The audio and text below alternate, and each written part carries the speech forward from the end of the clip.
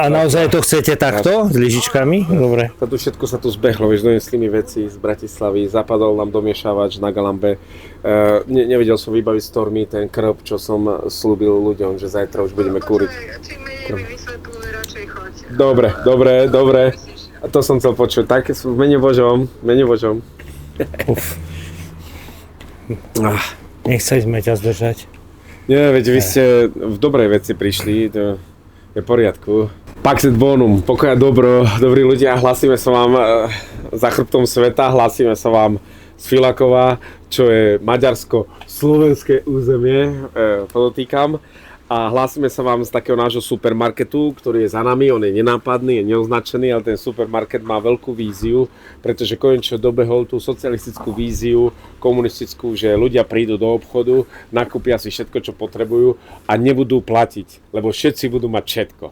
A tu, na tomto mieste, chudobní ľudia Filakova, ktorí, napríklad včera tu jedna mamička prišla s bosým dieťaťom, že nemá topánky, hej, tak títo ľudia zažívajú túto socialistickú víziu. Všetci budú mať všetko, ale zažívajú vďaka dobrých iných duší, ktorí sú od Bratislavy až po Košice, ktorí nám nosia pomoc, včetne tejto písmenkovej abecedy, ktorá bola, keď sme boli deti, naša najobľúbenejšia, alebo namiesto jedenia sme si písali po tanieroch odkazy.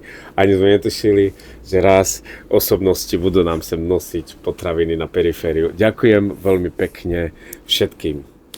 Žijeme, viete, také mrzuté časy, aj smutné, aj depresívne a veľa je znechutenia v spoločnosti, ale do toho mne stále zaznieva slovo ďakujem. Ďakujem a prosím, že v tom marazme všetkého je milión dobrých ľudí, ktorí pomáhajú. A ja by som prosil, aby toto svetlo pomoci, takej úplne láskyplnej pomoci zo srdca, kedy ľudia ani nepoznajú tých, ktorým to posielajú, ale vedia, že niekomu pomôžu.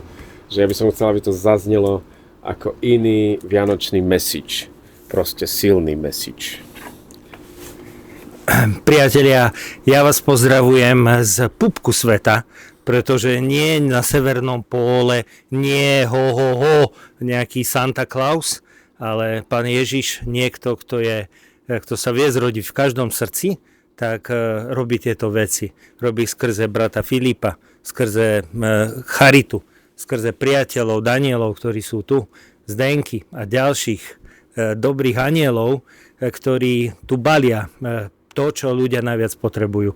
Áno, je to nenápadný sklad, neoznačený, aby ho myši nenašli, ale nájdu ho ľudia núdzny, ľudia, ktorí aj v tomto počasí, ako som počul od pani vedúcej charity, ako aj brat Filip spomínal, včera prišiel chlapček, ktorý bol bosý, ale hneď sa ospravedlnil, mamka mi už kúpi botičky, už sú tu, už sú kúpené, už sú poslané.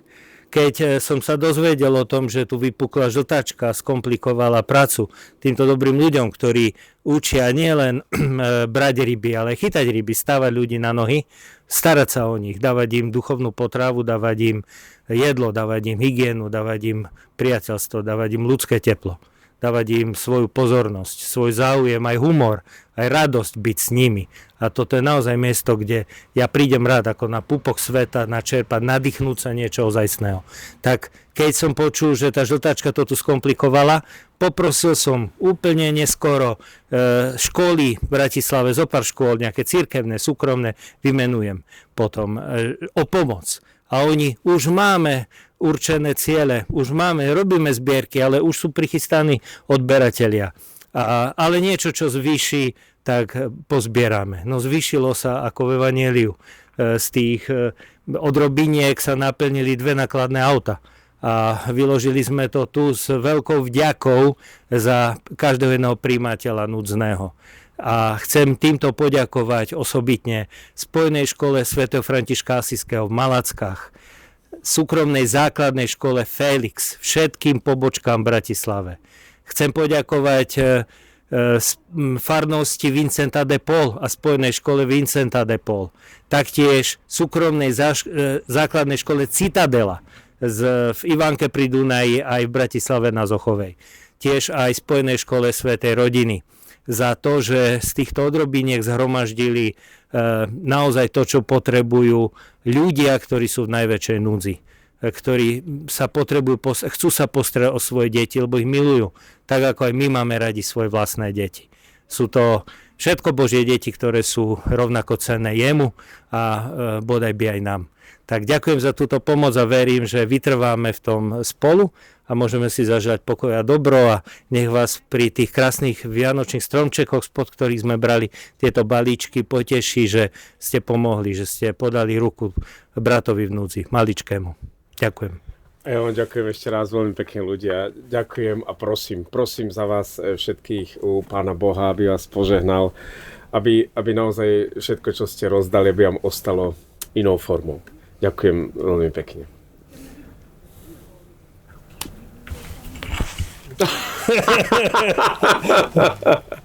Ja som sa ešte zamyslel nad niečím.